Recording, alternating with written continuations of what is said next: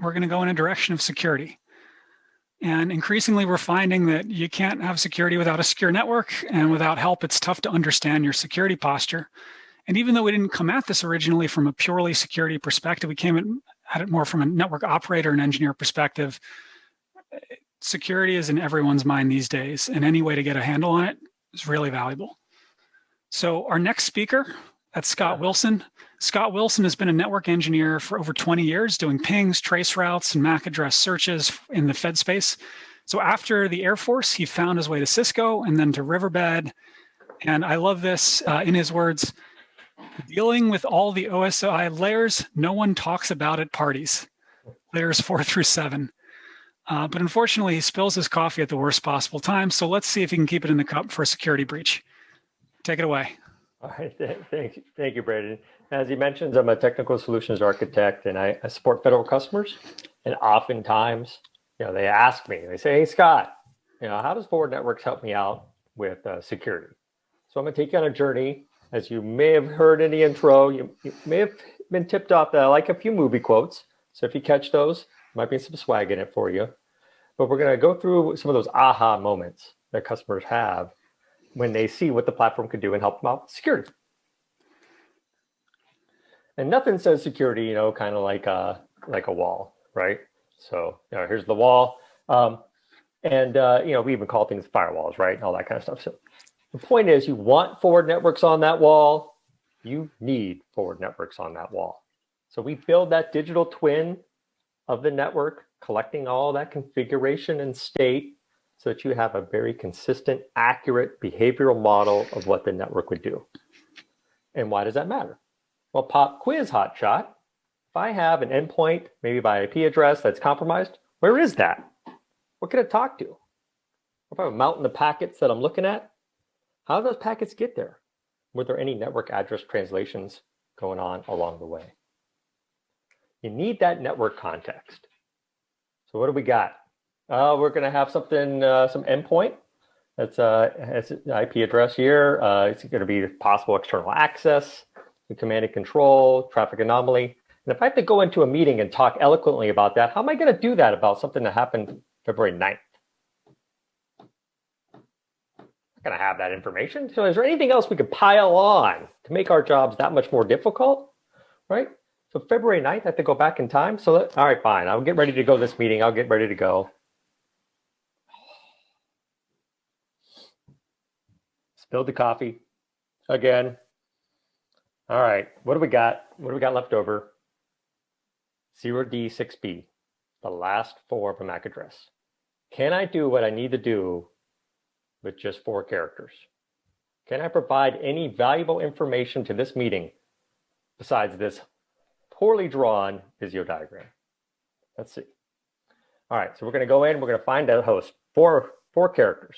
Traffic anomalies, command and control through domain name service, external access. Let's do this. Let's get into the platform. All right. So I'm in Forward Networks platform. I'm going to go into the search. Now I know it's the last 4 characters. So I'm going to type star and then 0D6B. And we're going to search across the network. That's going to go across all the devices. I don't have to go in, log into each one, and try to do this search device by device. Does it all for me. Now here I am with the ARP table and some VRF. So let's expand that. And there's my MAC address. And there's the VLAN that's on, the interface, the device. It's even beaconing for me in the map. And I have my IP address. This is great. So let's grab that IP address. And then let's paste that up here. And now I go ahead and I search again across all the text that we've collected, config and state, and it's grouped into some categories. One of those is hosts. So I found the host. I found where it is in the topology over here. I found great information, as we talked about there, the VLAN, its gateway, full MAC address, all that great information. In fact, having this diagram here of the day that people are going to be asking about, this is great. We can share that. I can have that. I'm going to grab a copy of that and I'm going to paste that into my findings. So we found the host. We want to look and see how the traffic could go east-west. Is there anything kind of anomalous about that? And I'm going to bring that information to the meeting? Well, let's start walking through it. Start at layer 2. Layer 2 doesn't look terribly interesting, right? There's not a whole lot in that VLAN. That's okay. At least we have very rapid access to that information. Let's go to the gateway. And now let's see right here, VRF. Let's see where this device is connected within the VRF.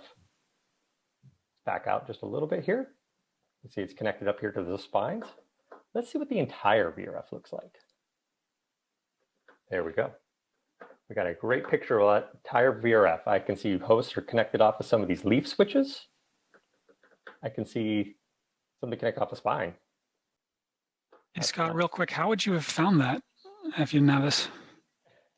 I mean, that's back there where you're going in and device by device, logging in and trying to grab all that information. I mean, as you could, that's not fun, right? To try to figure that out, or try to figure out what are all the devices or what are all the participating interfaces and everything within a VRF, just like that, especially back on that day. I mean, who knows what changes have occurred, right? So, that would have been a lot of information to have that foresight to collect. But if I'm here and I see these hosts here on the spine, we can go ahead, we can click that, and I can go ahead and kind of get some details there. So I know there's 3 hosts here that may or may not have been there, right? But this is kind of that anomaly. This is kind of that investigation, bringing information. Here's one of these on Ethernet 2. I have an IP address. Let's go ahead and click that. All right, so now I have a host. Now I want to see how traffic can communicate back and forth. So I can come here and see paths from that host, or in my case, what I'm interested in is paths to that host. All right, so now we say we're coming from the compromised host that we started with, right? 101.21.10. And I want to see how traffic goes to and from that. And there we go. I know exactly how that traffic would flow. And one of the security architects that I talk to, they oftentimes in the security world, I come mostly from a networking background. They tell me they play those games, like capture the flag and those kind of things. And this is a great way of knowing, hey, if there's the flag is somewhere in the network, how can traffic get to it? How can things communicate from it? This is that kind of level of information that you can have. So I'm gonna go ahead and I'm gonna grab that. All right, where are we at now? So we found the host. Traffic anomaly. We're going to start talking about how this could be communicating. Is there any possibility for command and control over domain name service? Come back to our. So from, that host would beacon out DNS, right? So let's see, let's clear that right there. So we're going to see from that host, and DNS is UDP, and DNS is DNS. So don't have to require a lot of thought there for the layer 4 port. And we're going to see if it can make it to the internet. And now I have I have that search typed in there, but I have 2 paths. And over here in the outcomes, you can see there's a delivered and a dropped. So let's kind of investigate what it is we're seeing here on the screen. The first path, I follow it all the way down. Looks like it makes it. In other words, there's nothing here that's saying drop, blocked, stop, go, any of that, right? Let's go to this other path. If I scroll on down, I see dropped. This makes perfect sense. I am sending packets from that host to who knows what destination IP address. We're counting for all of those possibilities. We're just saying, can it make it out to this synthetic device that we add to the topology here that's just kind of capturing that fact that there's an internet out there, right? And I can see all of that. In this case, if I have a private IP address that's not somewhere else otherwise in my topology, and it'll follow the default route and go out. Now the internet doesn't route private IPs, so we could probably go back to our main path here. We can look at this. Now let's scroll down just a little bit. I was hiding that from you. There's our return path, right? We were talking about, how's things go out. Well, that you have a command and control. It's a 2-way street. Let's see what the return path looks like. There we go. Return path all the way through. And then we can even look in here on this firewall and see on the return path, what's it going to do? Well, it's going to open the pinhole, stateful device. Makes sense. But also importantly, I have this sample packet.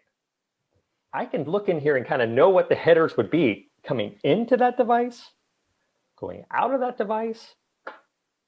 So if I have packet capture or anything going on out there, I know what to start looking for. This is great. I can pinpoint that, help people out, find out what it is they need, what it is they're looking for. And that's the kind of information right here that I'm going to capture that right now. But that's the kind of thing when I was talking with, some of the other federal customers, they go, this is like having a packet scanner. You can send packets out into your network. But remember, it's a digital twin, right? I'm not actually having to send real packets. I'm modeling that behavior on the day of when this incident needs to be investigated. Right? I have the ground truth of what's going on. So we captured that. We're back here. Now we're looking at the final one, external access over SSH. Let's go back in, and let's clear this up. And let's go into our recent searches. Let's go down to our host.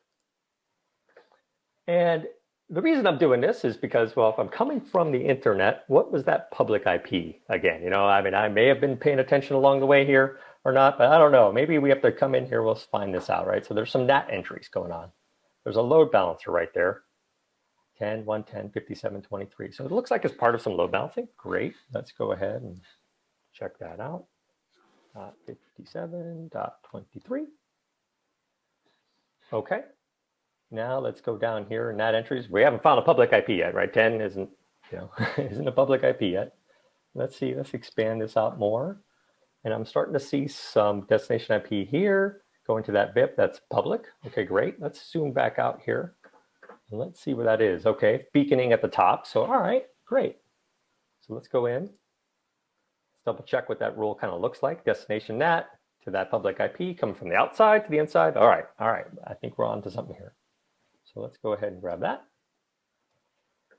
And now let's do our search. So I can say from internet, paste in my IP, delivered. And I've just looked at this from the entire perspective of IP to IP and all of the ports, right? Because all of that's been pre-indexed and gathered and all that great stuff, right? And if I come down here, I can see that day in the life of that packet coming on in. And more importantly, right down here, right there, I can see those destination ports, what's allowed. And by dealing with federal customers, especially when I was in the Air Force before, you deploy an application, you have to specify down to the port based on the zones and everything, what's allowed in, what's allowed out. And you're talking mountains of paperwork, right? And if you're an app person or trying to deploy an application, you take that and say, okay, this is what's allowed into this application. So only port 443, for example. If you go take it to the network team's gonna say, okay, yep, that's the only thing that'll be allowed. We'll make sure all the access rules or whatever are in place there. Okay, great. And I take a security team and they're gonna make sure all the other rules in place. It's a mountain of work to do. We just have it, right? It's right here. I can, if I'm saying that, hey, this app or this should only be accessible on 443, well, it's not accessible on port 22. I got that, right? So I can go ahead and I can grab that. Or, I can come in here and I can say something like, is it possible to do it not on 443? Right? I just looked at the 65,000 ports, right? And that easily found out whether or not something could make it there. Because it's matching the square. I'm getting a result. So I have all my results now. I got through all of that. Let's come back here to our slides. So now I'm going to show up in this meeting with some really good pieces of information about each one of these, where the host is, how it can communicate east-west, how it can communicate north-south. And that's what network context matters to security, right? This is going to help correlate events, very specifically visualize network behavior. You can go back in time and recreate the scene of the crime. So I hope you had some fun with some of the movie quotes along the way. Hopefully pick a few of those up. I cleaned up my coffee mess, but more importantly, I hope you enjoyed and saw how having network context can help you out with security. Thanks. So is this integrated with any vulnerability tools? It was a lot of UI, but what about the API side here? That's a great point. So, we don't collect on like the endpoints themselves or that, but we are open API, right? So a large system integrator is using us in terms of a security orchestration, automation, and response, the SOAR kind of thing, right? So that as they have events, they can hit forward networks, get that context, and enrich those events, right, with what's going on in the network. Hey, Scott, you were showing that there were two different paths. Did the diagram change for the path 2 that was not delivered? Oh, it didn't. So what was the subtle difference there was like, in other words, we have a path group that makes it, and we have a path group that failed, and it failed on that, so to speak, on that. When we look at the internet device, we look at it as a synthetic device, right? So it's not going to route private IPs. So that's why you saw a second path that was dropped, even though technically it would go the same way through my devices. On that one, right, that it's not going to route anywhere, right? So the internet's not going to do anything with if it saw a private IP as the destination IP. Does that make sense? Yeah, no, I just didn't know if it was going to be natted at the firewall. Oh, outbound, yeah, I natted it from my source IP, right? But the destination IP was something else. It was some RFC 1918.